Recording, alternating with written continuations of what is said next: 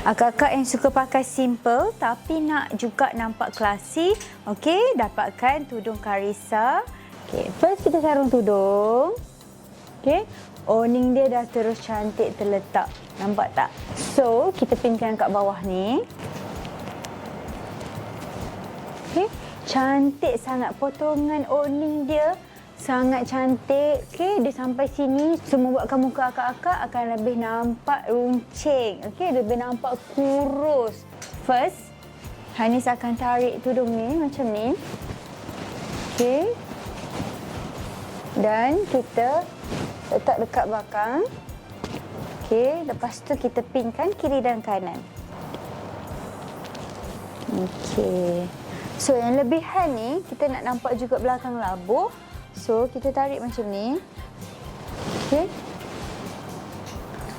Tarik macam ni. Okey. Dan kita pinkan untuk kemaskan dia.